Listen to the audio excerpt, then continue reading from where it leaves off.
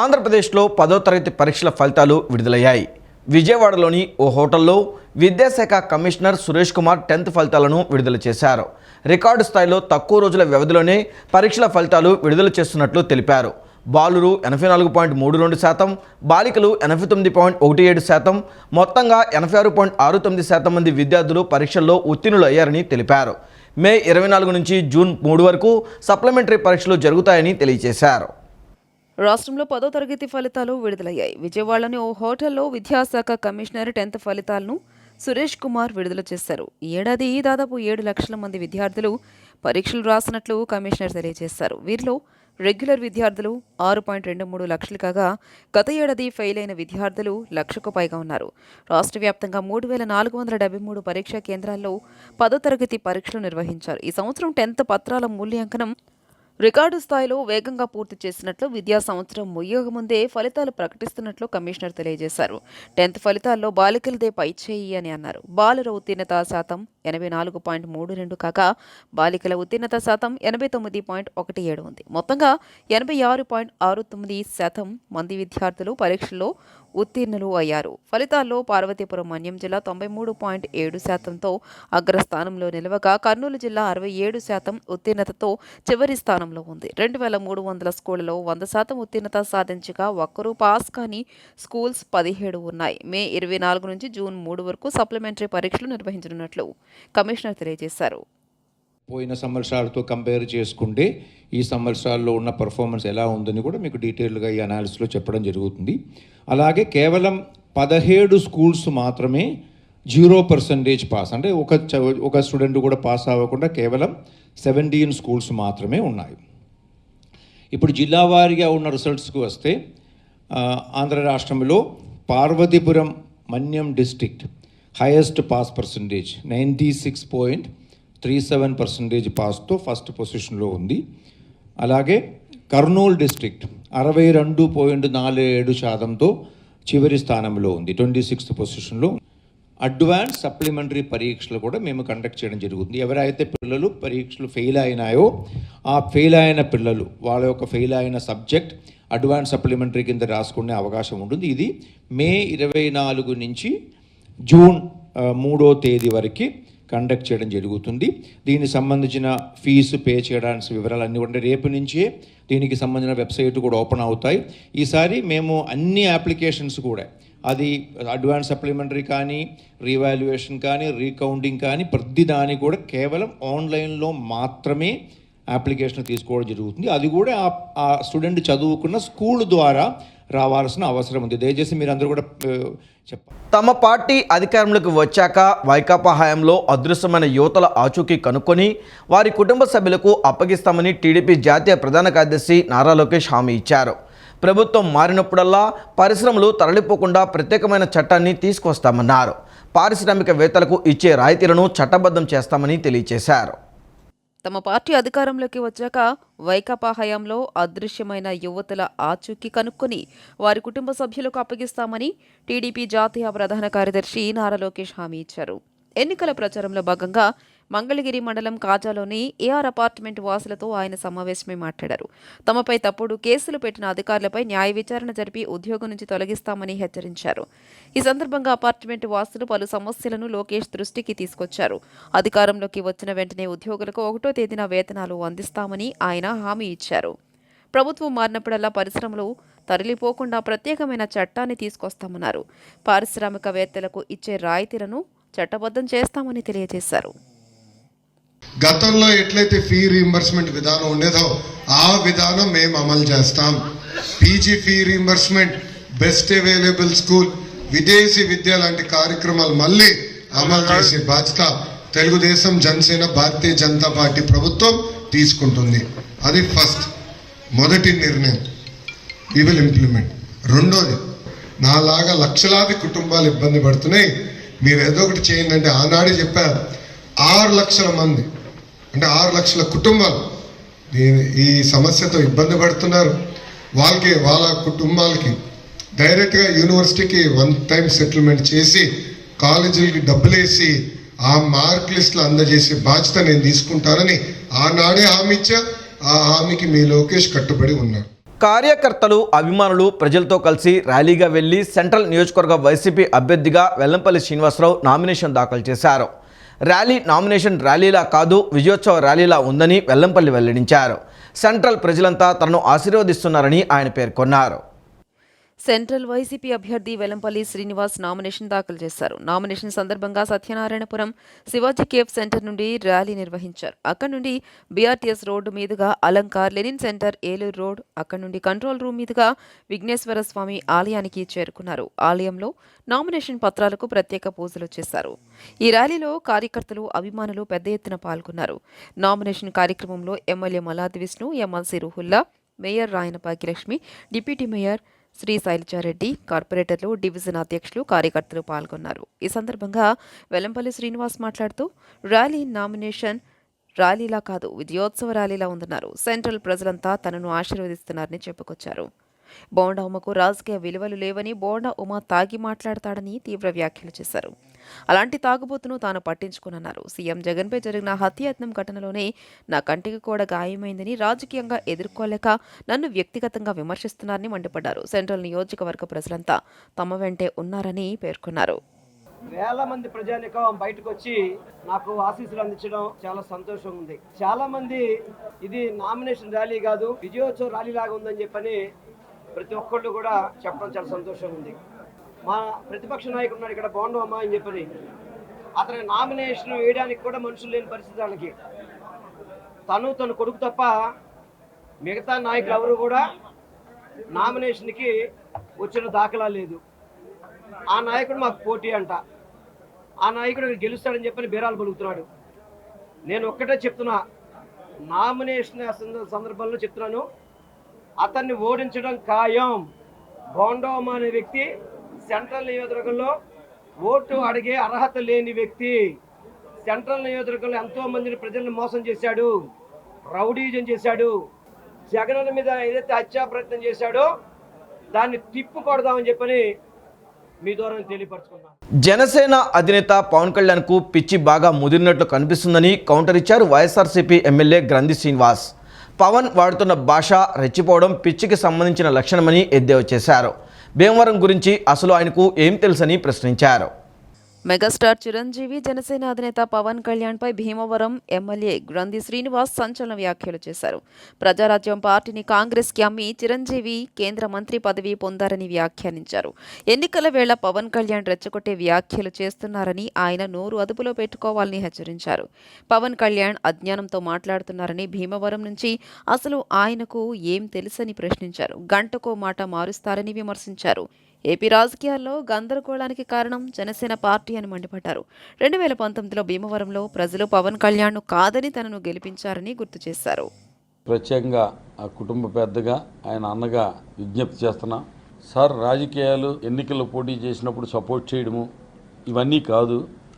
దయవించి మీరు మీ సోదరుడు మానసిక ఆరోగ్య స్థితి గురించి పట్టించుకుని హాస్పిటల్లో చూపించి కొంతకాలం సభ్య సమాజంలోకి రాకుండా ఆపితే గనక చాలా బాగుంటుందని చెప్పి ఆయనకు సూచన చేస్తున్నా. ఎందుకంటే భీమవరం వచ్చిన తర్వాత ఆయన మాట్లాడిన భాష జగన్మోహన్ రెడ్డి గారి గురించి, ముఖ్యమంత్రి గారి గురించి, బ్లేడ్ బ్యాచ్ అని లేదా కడప బాంబులని, మీరు రండి దమ్ముంటే ఏ సెంటర్ ఇస్తావో సెంటర్కి నేను ఒక్కడనే వస్తాను సింగిల్గా అని నాకు సవాల్ చేయడం, నన్ను ఒక రౌడీగా పోల్చడం, ఇవన్నీ చాలా విచిత్రమైన ఆయన మానసిక స్థితిని తెలియజేస్తాయి. ఎన్డీఏ కూటమి బడుగు బలహీన వర్గాల అభ్యున్నతికి నిర్విరామంగా కృషి చేస్తుందని గన్నవరం టీడీపీ ఎమ్మెల్యే అభ్యర్థి యార్లగడ్డ వెంకట్రావు పేర్కొన్నారు.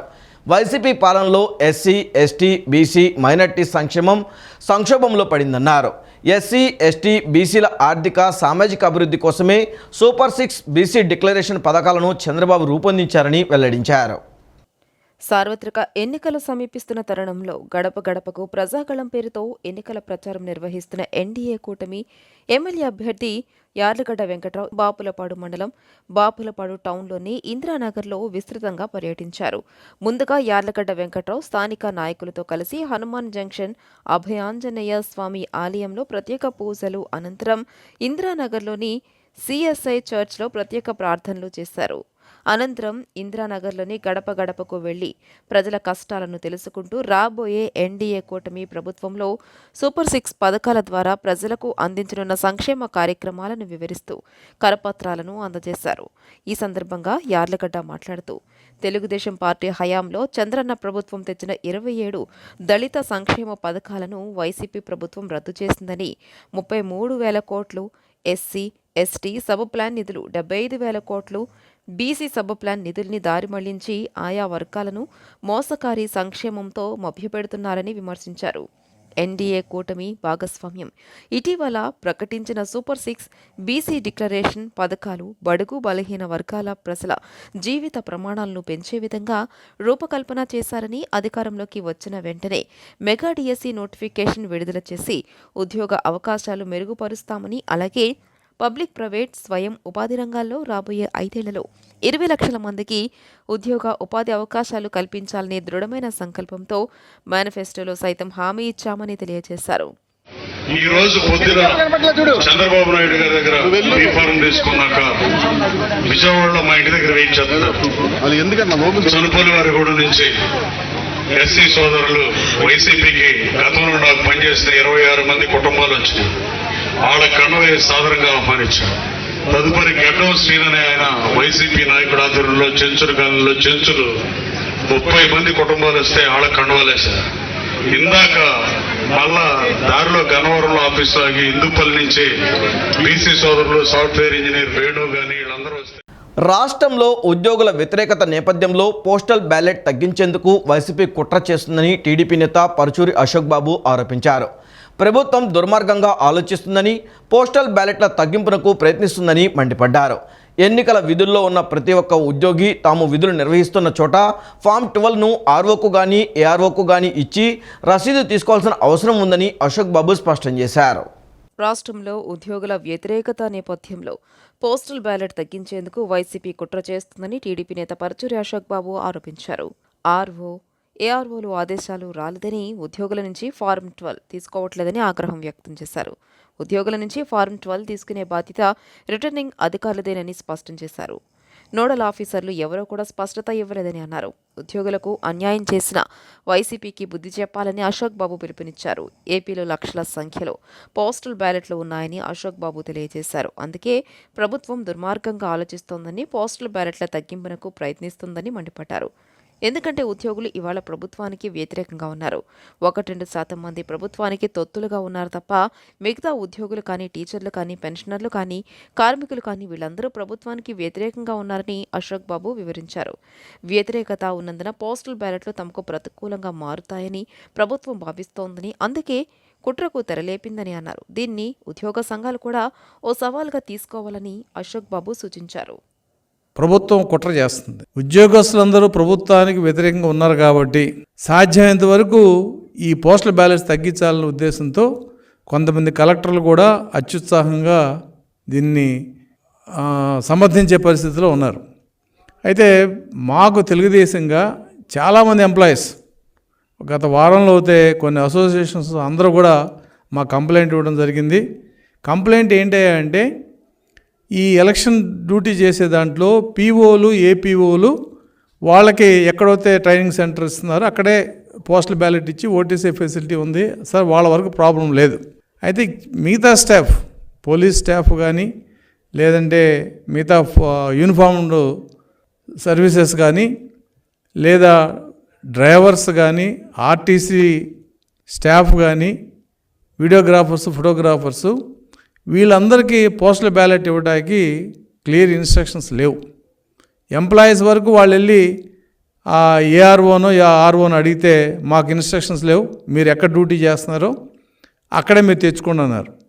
డ్యూటీ ఆర్ఓ దగ్గరికి వెళ్తే మాకు సంబంధం లేదు, మీకు ఓటు ఎక్కడుందో అక్కడే మీరు అడగండి అని చెప్పి ఇలా ఒక వారం రోజులు రాష్ట్రం అంతా ఎంప్లాయీస్లో ఒక రకమైన కన్ఫ్యూజన్ క్రియేట్ చేసి అసలు ఎంప్లాయీస్ ఓట్లు తీసేస్తారా ఇవ్వరా అనే ఒక పరిస్థితి తీసుకొచ్చారు. చంద్రబాబు ఆధ్వర్యంలో జరిగిన సభ అటర్ఫ్లాప్ అని, గూడూరులో సభ తర్వాత గంటన్నర సేపు అక్కడే వేచి ఉన్నారని మంత్రి కాకాని గోవర్ధన్ రెడ్డి విమర్శించారు. సభ సమయం ప్రకారం 3 గంటలకు 500 మంది కూడా లేరన్నారు. మెట్ట ప్రాంతమైన సర్వేపల్లికి చంద్రబాబు ఏమీ చేయలేదని, అందుకే ఏమీ చెప్పుకోలేకపోయారని, అందుకే నన్ను జగన్ను తిట్టారని మండిపడ్డారు. నెల్లూరు జిల్లా సర్వేపల్లి నియోజకవర్గం పొదలకూరులో టీడీపీ నిర్వహించిన సభకు ప్రజలు రాకపోతే ఆ పార్టీ అధినేత చంద్రబాబు నాయుడు తనపై ఆరోపణలు చేశారంటూ మంత్రి కాకాణి గోవర్ధన్ రెడ్డి మండిపడ్డారు. ఆ సభలో సోమిరెడ్డి ఇచ్చిన స్క్రిప్ట్ను చంద్రబాబు నాయుడు చదివి వెళ్లారని అన్నారు. సీఎం వైఎస్ జగన్ అమలు చేస్తున్న పథకాలపై రాష్ట్ర ప్రజలు సంతృప్తిగా ఉన్నారని కాకాణి గోవర్ధన్ రెడ్డి చెప్పారు. మెట్ట ప్రాంతం సర్వేపల్లికి చంద్రబాబు నాయుడు చేసింది ఏమీ లేదని విమర్శించారు. దీంతో ఏమీ చెప్పుకోలేక తనను జగన్ను తిట్టారని అన్నారు. తనపై చంద్రబాబు నాయుడు అభియోగాలు చేశారని అన్నారు. ఆ అభియోగాలపై సీబీఐతో విచారణ జరిపించాలని కోర్టును కోరేందుకు తాను సిద్ధమని కాకాణి గోవర్ధన్ రెడ్డి చెప్పారు. చంద్రబాబుకు తనపై వచ్చిన అభియోగాలపై సీబీఐ విచారణ కోరే ధైర్యం ఉందా అని ప్రశ్నించారు. ప్రజలకు చంద్రబాబు నాయుడుపై నమ్మకం లేదని తెలియజేశారు.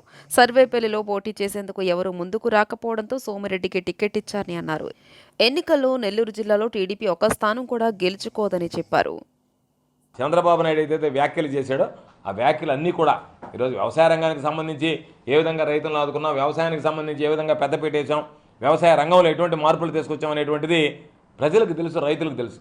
ఈరోజు నువ్వు వచ్చినటువంటి ప్రాంతంలో ఒకసారి పర్యటిస్తే ఎంత సమగ్రంగా సంపూర్ణంగా సాగునీరు ఇచ్చాం.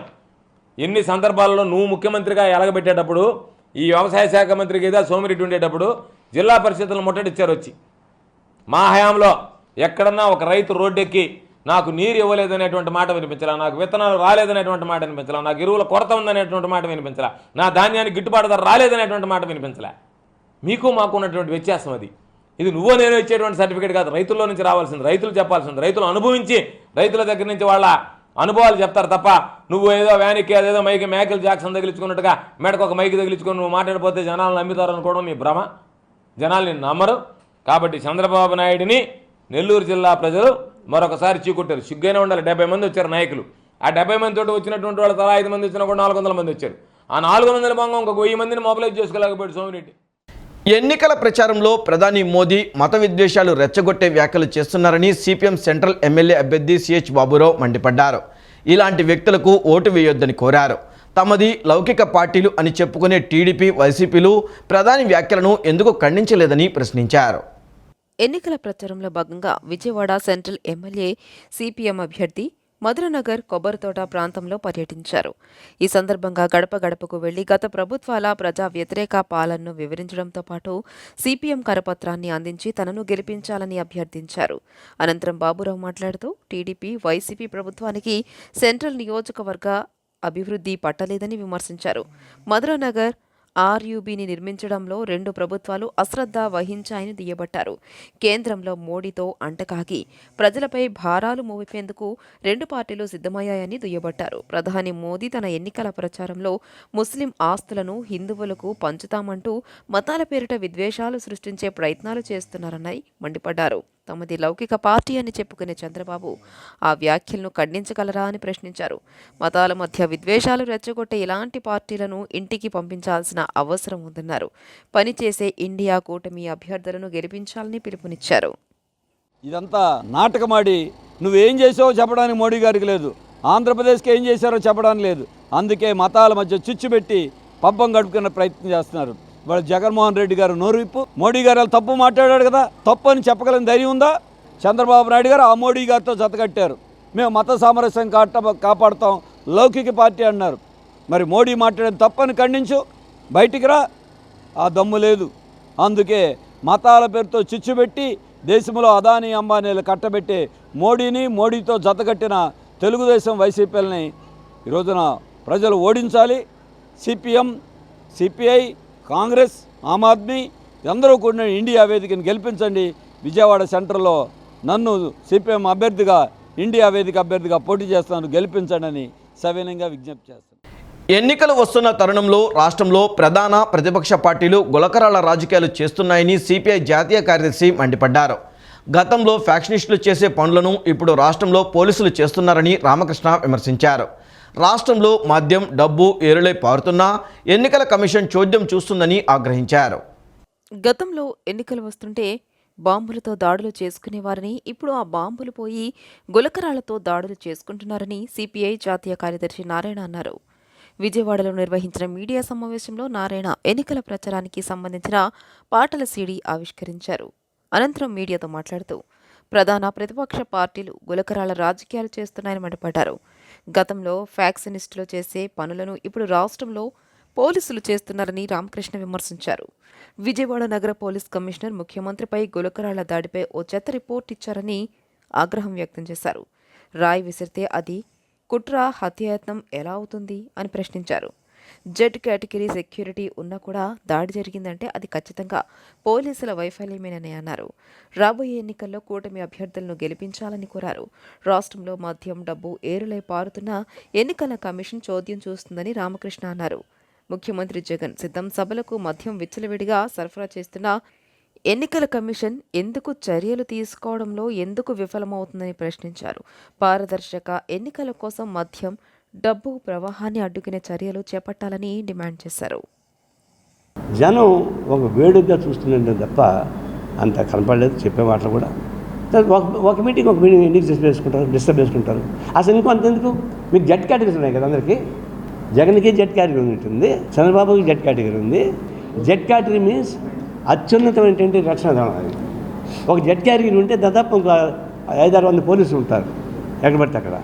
వీళ్ళందరూ తెలియకుండా మెస్ ప్రెసిడెంట్ కొట్టాలండి. నేను కనిపెట్టు విద్య ఏమన్నా అయ్యారంటే పట్టుకోలేరు పోలీసులు. అది పట్టుకోలేనటువంటి పోలీస్ వ్యవస్థ రక్షణలో వీళ్ళు ఉన్నారంటే అది పోలీస్ వ్యవస్థకి అవమానం నిజంగానే.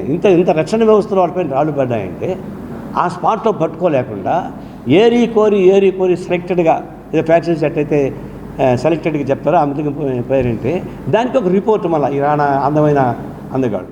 మీరు నరేంద్ర మోడీ మీద ప్రేమ లేదు, మీకు బీజేపీ మీద ప్రేమ లేదు. మీరు కనీసం ఒక ముఖ్యమంత్రి గారిని ఢిల్లీ ముఖ్యమంత్రి జైల్లో పెడితే ఖండించడానికి కూడా మీకు నోరు రావడం లేదు. పైగా భయపడిపోయి రాష్ట్ర అభివృద్ధి కోసం మోడీ ఉండాలి, మోడీ రావాలి, మోడీ 400 సీట్లు గెలుస్తాడని చెప్పే స్థాయికి మీరు దిగజారి మాట్లాడుతూ ఉన్నారు. కాబట్టి ఏమంటే ఇవాళ ఇంతకుముందు మీరే అడుగుతూ ఉన్నారు, మీరు ఎన్ని గెలుస్తారో ఏం గెలుస్తారు. ప్రజలు గెలిపించాలి. ప్రజలు నేను గ్యారంటీ చెప్తా, వాళ్ళు ఎవరు గెలిచినా మోడీకే. ఇప్పుడు ఇక్కడ విజయవాడ పార్లమెంట్ స్థానానికి కేసీఆర్ బ్రదర్స్ పోటీ చేస్తున్నారు. ఇద్దరు బ్రదర్సే. విజయవాడలో ఉంటే మాత్రం వాళ్ళు కేసీఆర్ బ్రదర్సు, ఢిల్లీకి పోతే వాళ్ళు మోడీ బ్రదర్సు. ఖచ్చితంగా వాళ్ళిద్దరిలో ఎవరు గెలిచినా మోడీకే ఓటేస్తారు. కాబట్టి ఏమంటే ఇండియా కూటమిని బలపరచాలి. ఇవాళ ఉత్తరాదిలో కూడా మార్పులు వస్తూ ఉన్నాయి, అక్కడి ప్రజల్లో కూడా మార్పు వచ్చింది, దక్షిణాదిలో కూడా ఖచ్చితంగా మార్పు ఉంటుంది. కాంగ్రెస్ పార్టీ కోసం మొదటి నుంచి కష్టపడిన వారికి అన్యాయం జరుగుతుందని ఆ పార్టీ నాయకులు సుంకర కృష్ణమూర్తి ఆవేదన వ్యక్తం చేశారు. కష్టపడిన వారికి కాకుండా ఎవరెవరికో ఎంపీ, ఎమ్మెల్యే టికెట్లు కేటాయించారని అన్నారు. గాంధీనగర్ ప్రెస్ క్లబ్లో ఏర్పాటు చేసిన విలేకరుల సమావేశంలో ఆయన మాట్లాడుతూ దీని వెనుక మాజీ పీసీసీ అధ్యక్షుని హస్తం ఉందన్నారు. ప్రస్తుత అధ్యక్షురాలు వైఎస్ షర్మిల నిజమైన కాంగ్రెస్ వాదులకు అన్యాయం జరగకుండా చూడాలని కోరారు. అర్హత లేని వాళ్ళకి, పార్టీలో అర్హత లేని వాళ్ళకి ఒక కాంగ్రెస్ వర్కింగ్ కమిటీ సభ్యులుగా కూడా నియమించారు. వాళ్ళు కాస్త ప్రజల్లోనే పలుకుపడలేదు, ప్రజా బాహ్యంలో పలుకుపడలేని వాళ్ళకి ఆ విధమైన పదవులు కట్టిబెట్టడం కూడా కేంద్ర నాయకత్వం కొద్దిగా పునరాలోచన చేయాలని చెప్పి కూడా మేము ఏఐసిసి ప్రెసిడెంట్ గారికి కూడా విజ్ఞప్తి చేస్తున్నాం. ఈ వార్తలు ఇంతటితో సమాప్తం. నమస్కారం.